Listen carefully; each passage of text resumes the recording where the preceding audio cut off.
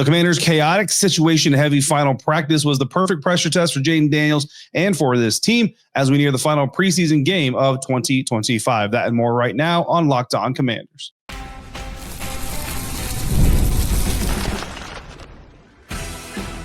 You are Locked On Commanders, your daily podcast on the Washington Commanders.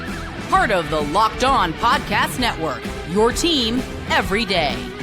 This is Locked On Commanders. I'm David Harrison, your guy on the ground covering the Washington Commanders for WUSA 9, right here with you 5 days a week. You can also find me writing about the Commanders for Sports Illustrated's CommanderGameDay.com, and you can follow me on X at DHarrison82. I want to thank you for making Locked On Commanders your first listen or view, and a special thank you goes out to all of the everydayers, those of you who come through for every single episode. Everybody out there, if you haven't already, please make sure you are subscribed for free on YouTube or wherever you're listening to today's episode. And if it's your first time here, welcome to the show. Hopefully you like what you hear and you come back for more again real soon. Coming up on today's episode, safety Quan Martin isn't just a starter, he's a leader. And Frankie Luvu stops by the show for the first time this training camp. But first, we start by talking about a pretty unique practice session that went down on Thursday in Ashburn at the BigBear.ai Performance Center, now newly named. All that coming up on today's episode of Locked On Commanders, a proud part of the Locked On Podcast Network, your team every day. Winning time was the theme for Thursday. Padded practice. It's supposed to be the day that we were supposed to have the joint practice with the Baltimore Ravens, between the Washington Commanders and the Baltimore Ravens, I should say. Obviously, that didn't happen as the two teams agreed mutually, quote unquote, to cancel the joint practice. But the Washington Commanders still put on the pads, still went out there to get some work done. Jayden Daniels showed today that he can make the perfect throw under pressure, reminded us, I guess, that he made the perfect throw under pressure, even if he rightfully gets frustrated sometimes when his teammates don't hold up their end of the bargain. The final training camp practice of the year was different. Unique is the way that Dan Quinn put it, called it a quote-unquote unique practice format, and did not disappoint. Certainly was a unique practice format, and I'm glad he kind of gave us a little bit of a warning, because if he hadn't, probably would have been a little bit confusing to watch what was going on the field. It sometimes is anyway, because we don't have the script, so we don't know exactly what is going on, exactly what the point of the current session is. But given a little bit of a descriptor before practice, Dan Quinn saying the focus was entirely on situational football and those quote-unquote winning time moments that we hear him talk about so often. Quinn also noted that the team had 13 one-score games last season and over 20 instances where they found themselves in a 2-minute drill, either at the end of the half or at the end of the game. So today was about pressure testing the team against the clock with NFL officials present. So an added bonus there for the practice. And from my perspective, it certainly looked a little bit hectic, which is a little bit more unique. At one point, the offense ran one play from their own 35-yard line, completed a play to get to the 44-yard line, and then the very next play came from a 2-point conversion with the second team offense going up against the first team defense. So so again, without the warning, it would have been a really confusing situation where you see the team start with the ball in 35, they get it to the 44, and the next thing you know, we're 2-point conversion with Sam Hartman and the second team offense. And it's just like, where are we going here? What are we doing? But that was kind of the point. You're going to hear Frankie Luvu kind of touch on it here in just a little bit, where it's about stress, right? So you go on the field and you're thinking as a team, okay, we're 35-yard line. We're trying to get in a field goal range. We get to the 44-yard line. Boom. All of a sudden we're in a 2-point conversion. Hey, get out there and execute your job. No notice, short notice, those kinds of things. Ramp up the pressure as much as you can. Kind of simulate that pressure as best you can without actually having a game situation. I think it was really cool to watch. Certainly kept your head on a swivel as a media member. If you didn't pay attention, you were going to get lost in the sauce real quick. So really fun way to end training camp there by Dan Quinn and his staff. Jayden Daniels had a little bit of a roller coaster day. For the most part, he himself, perfectly fine. But there were some other issues that kind of caused a little bit of a roller coaster, quote unquote, day. Jay saw a lot of work, high leverage scenarios. First team getting a lot of reps on Thursday in pads. Not that you expected the starters to play on Saturday anyway, right? But pretty much indicates the starters are not going to play on Saturday. So some of the high notes that we have from the practice, Jayden threw an absolute dime to wide receiver Deebo Samuel. I'm telling you right now, if you're worried about the connection, I don't think you need to be worried about it. You might see a little bit of early season, I don't say rust, but like early season kind of getting into sync and getting into rhythm and all that stuff. But these two guys are connecting very, very well. A perfectly placed dime, a pass that fell right between safety Quan Martin and cornerback Mikey Saintersill for the completion. really the only spot that ball could have gone where neither DB could make a play on it is exactly where Jayden put that ball. Deebo Samuel brings it in. Later on, he hit Deebo again in double coverage. Same pairing, Quan Martin and Mikey Sainrisville. Not the same spot of the field. Actually, we're going the opposite direction, left side of the field. First time the pass on the right side of the field, so doing it on both sides, using both boundaries. This time, however, it hit Deebo in the hands, wasn't able to bring it in.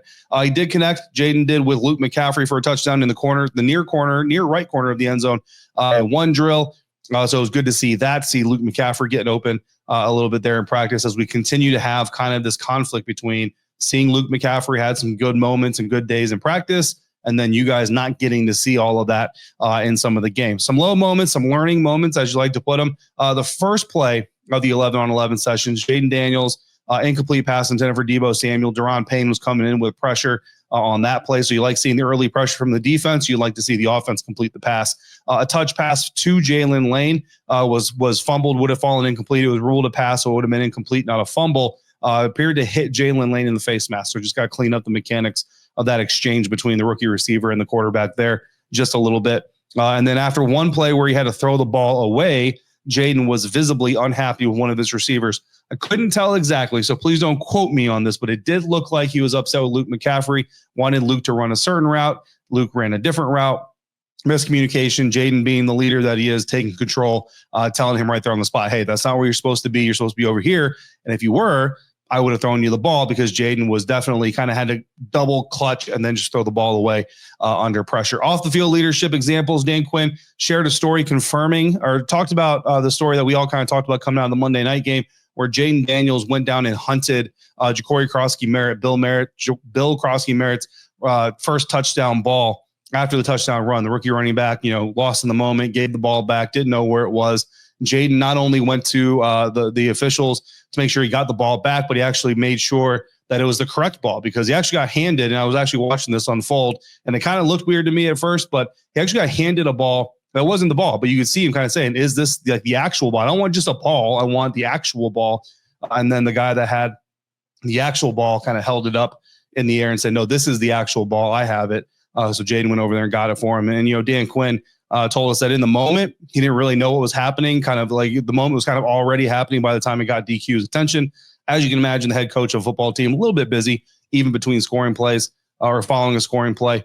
And, but once he realized kind of what was happening, it didn't surprise him at all. So that's kind of the character that Jayden Daniels has and he brings to the team. Also, first time he heard of the story where Zach Ertz and Terry McLaurin, going back to last year's preseason, made sure that Jayden got his first touchdown ball from that Jets game. So it was cool, DQ said, to see a rookie last year who had veterans take care of him that way, now become more of a veteran, right? Second-year player, but still more, he's a veteran if he's not a rookie, right? Now pass that down and kind of take care of another rookie. And who knows, maybe Ja'Cory Crosky-Merritt next year will have the opportunity to do that for a fellow rookie or for another rookie as well. Honestly, if Jaylen Lane scores a touchdown on Saturday, Ja'Cory Crosky-Merritt might have the opportunity to pass that down on Saturday, but we'll see. So cool reaction from Dan Quinn about that. Very interesting day, like I said, of practice. We've got more practice notes coming up, but while the offense works to find its championship rhythm under Jayden Daniels, that same championship focus is being embodied by a key leader on the defense. That's coming up next on today's episode of Locked On Commanders, part of the Locked On Podcast Network, your team every day.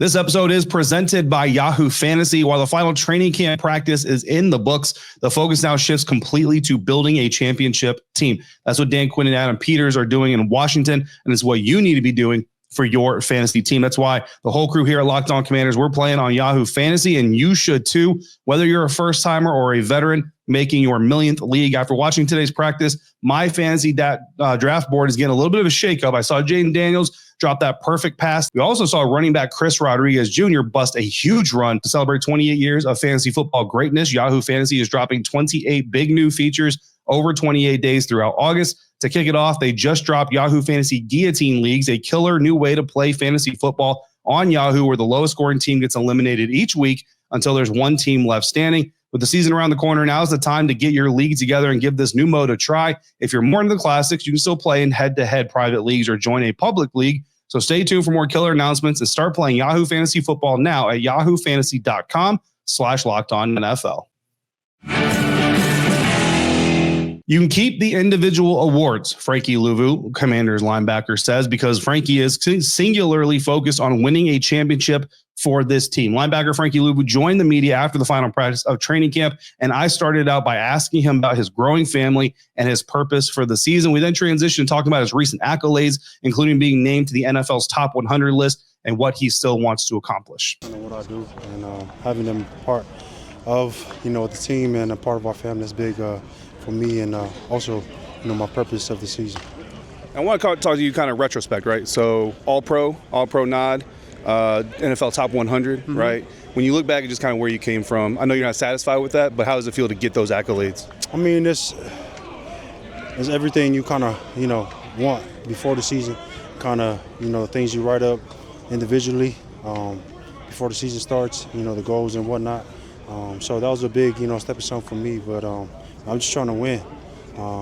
These individual accolades, yeah, they mean a lot to me, but, my son get older, I can't be like, man, I want a couple of, accolades, but I can tell him that I want a ring, you know what I mean? So I just want to win at the end of the day, and, by any means, I got to take that to go out there and do what I got to do.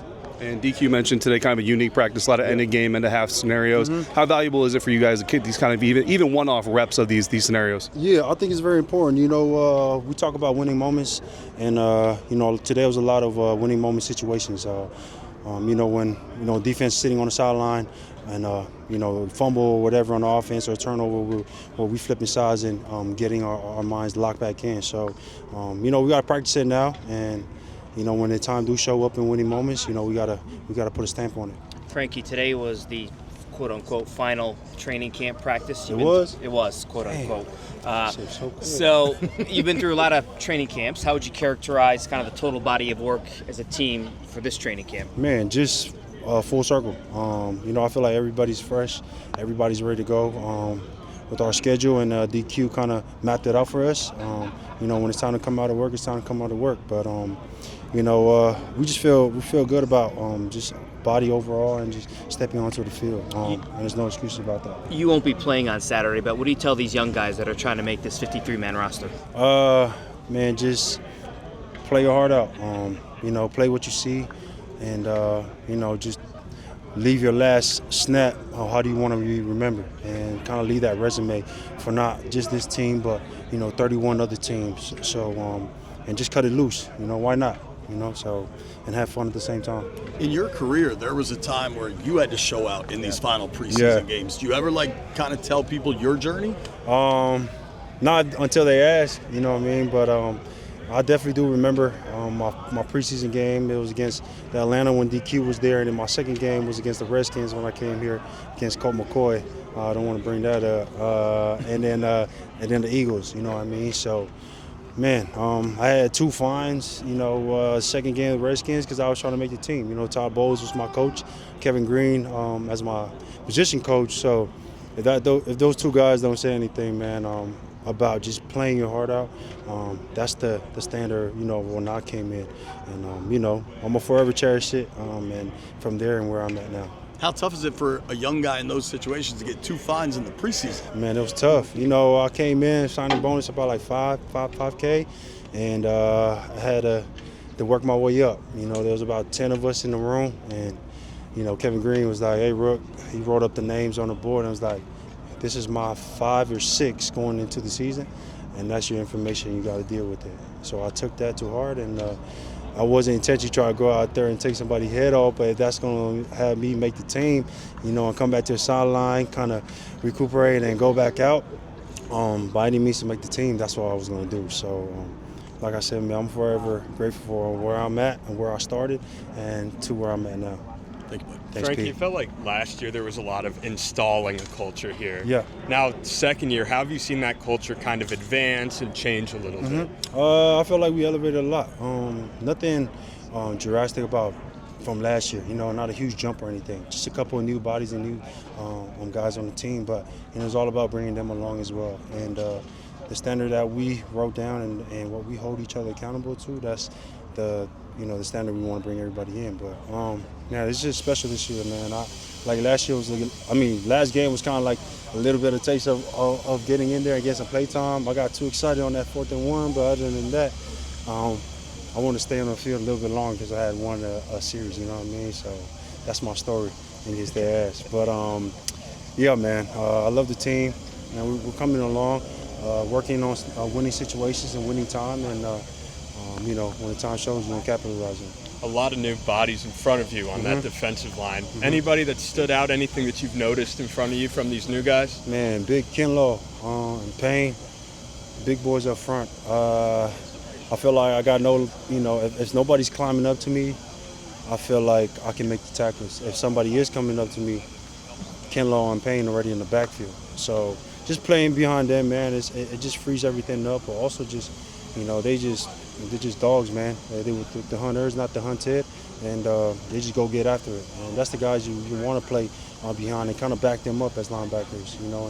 And those are the guys you're playing for. When you step on that field, it's like you're doing it for Kinlaw, you're doing it for Bobby. Like everybody's holding each other accountable. There's no falling off of that. And you know, when we do, we pick each other up. There ain't no slurs about putting you down and like, hey, you should have did this, X, Y, Z. It's like, all right, come on, let's go, next play. And that's the type of brotherhood we have, you know what I mean? And that's what we build, and you know, we're gonna lean on that when times and adversity do strike. DQ mentioned for the guys that are going to be playing on Saturday, focus on this week, what you have to do that day. Don't focus on next week. How much can you echo that advice to those guys? Man, not more than like just 100. Like, don't think about, like you said, don't think about next week. Don't think about anything other than this week in this game, because the moment you look ahead, you're gonna miss your moment as far as this game. So play lights out, just cut it loose, and you know, just make your name marked, and you know what I mean. So every 30, 32 other teams, 31 can look at you and be like, oh yeah, I want that guy. And obviously you guys want team success above all, but individually, what are you hoping to accomplish in 2025? Man, I want a ring. I want a ring, and I just want to win. That's like my ultimate goal for me and the team. Just win and hold that ring and that trophy at the end of the season. As you just heard, Frankie is all business. He said that while individual accolades are nice, he can't tell his son he just won a couple of accolades. He wants to be able to tell him he won a ring. I totally get that that approach. He also touched on the quote-unquote winning moments practice, saying it's very important to practice those situations now so the team is ready when they come up in games. And I thought his praise for his new defensive line mates, well, new defensive line mates totally, but one new line mate, one returning. He mentioned Big Kinlaw and Payne, and saying that if nobody's climbing up to the second level to block him, it's because those guys are already in the backfield. He called them dogs and the kind of guys that you want to play behind. So good stuff there. Having a leader like Frankie Luvu is crucial, especially when other key players are still watching him from the sideline and new leaders are starting to emerge. That's coming up next on today's episode of Locked On Commanders, part of the Locked On Podcast Network, your team every day.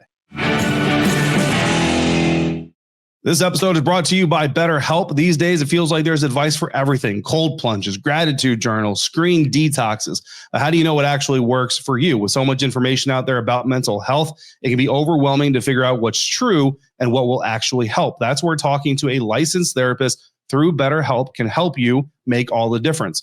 You get real, personalized guidance instead of just guessing. We just heard Frankie Luvu talk about his purpose and the brotherhood on the team, how they pick each other up when adversity strikes. For me, that's what therapy is about. It's not just navigating major challenges. It's about building positive coping skills and having a trusted professional to talk things through with. It helps you out through helps you cut through the outside noise and stay focused on what matters most, just like these players do every single day. With over 30,000 therapists, BetterHelp is the world's largest online therapy platform. It's easy to fit into your schedule. You just click and then you connect. So talk it out with BetterHelp. Our listeners get 10% off their first month at BetterHelp.com/lockedon. That's BetterHelp, HELP.com/lockedon. While the attendance report from Thursday's final training camp practice offers key updates, Dan Quinn's praise for Quan Martin signals the emergence of a critical new leader for the defense. So starting with attendance and the injury report, good news, offensive lineman Brandon Coleman, linebacker Jordan McGee, both out there in pads, both participating in practice, as was defensive end Javonte Jean-Baptiste. Marcus Mariota was also present for a second straight day, did not participate in the team drills, however, but quarterbacks don't get hit there anyway, so not too big of a deal. He was on the side, kind of, on the sideline, but kind of behind the sideline, just kind of observing and doing some of his own things. We did not see Terry McLaurin early. Didn't see Noah Brown early. Didn't see Brian Robinson Jr. at all, or Sam Cosmi early. But eventually, Terry McLaurin, Noah Brown, and Sam Cosmi were all out on the field. All of them were on the sideline supporting their teammates, watching practice, doing all those kinds of things. And yes, it is the first time we've seen Terry McLaurin on the practice field during practice this entire training camp. Of course, it was the last day of training camp they did. Ja'Cory Krosky-Merritt, running back, was in a non-contact jersey. Marcus Mariota did share with us after practice that he's been dealing with some Achilles tendonitis. I've never had Achilles tendonitis, but I do have tendonitis in the neck.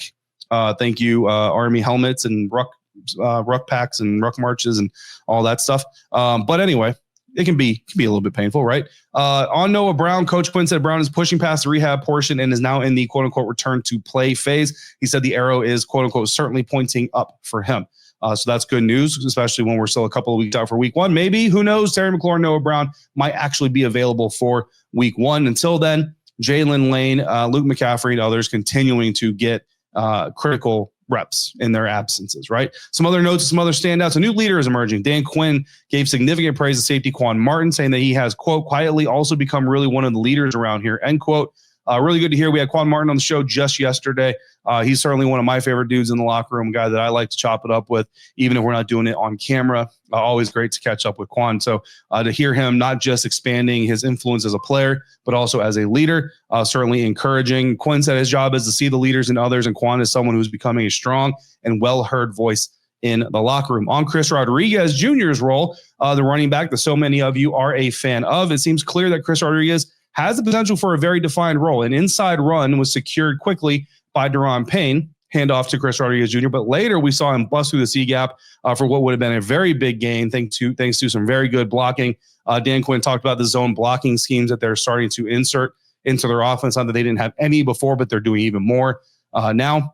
Zone blocking is exactly what sprung Ja'Cory Krosky-Merritt. It also sprung Chris Rodriguez Jr. for their big runs in the preseason game on Monday night. Quinn also confirmed that he likes Chris's quote-unquote tackle breaking ability, especially in small spaces. And I've said it on enough radio hits, enough places that I might as well spoil it here. On my 53-man roster projection, we are going to have 4 running backs. I have settled that debate within myself. Austin Eckler, Jeremy McNichols, Chris Rodriguez Jr., and Ja'Cory Krosky-Merritt are going to be on my active 53-man roster projection. I'd said those names in order of age. So if don't freak out at me if Austin Eckler is not your RB1 and I said his name first. Matt Gay, kicker, who I have been very public about saying that I thought they need to bring in a challenger for him. Dan Quinn said they weren't there yet, and apparently they haven't gotten there yet. Had a pretty good day. Saw him hit a 58-yard field goal early in the practice. It was a run on the field type of situation. He also made 33 kicks from 33, 38, 42, and 47. However, he did miss a 51-yarder at one point, and then he made a 52-yarder that hit the upright and went in. And hey, look, bank shots count just like anything else, right? So a lot of good kicks for Matt Gay. One missed kick. You hate to see that. But overall, Matt Gay has had a pretty strong training camp since I said that I thought the team should bring in some competition for him. I'm not saying that I'm Matt Gay's good luck charm and that he needs me to challenge him, but I'm not saying it either. That's going to do it for today's episode. Training camp is over. Next time we're going to talk is going to be after the Washington Commanders preseason game against the Baltimore Ravens. That finale we'll talk coming from Northwest Stadium. And then after that, it's roster cut down day. I've got a couple of little special things in the week off for you planned ahead. We'll have plenty of content, things to talk about. And then the week after that is game week, guys. And we're right about to hit the 2025 NFL season. In the meantime, if you got questions or comments, you can text me directly by becoming a Locked On Commanders insider at joinsubtext.com/LockedOnCommanders. NFL fantasy draft season is here. So for your second listen, go find the Locked On Fantasy Football podcast. Listen every day to prep for your fantasy draft and become the most informed manager so you can take home your league's trophy this season. Find Locked On Fantasy Football on YouTube or wherever you're listening to today's podcast. To the everydayers, I see you every day. I appreciate you every day, but a special thank you for coming through today.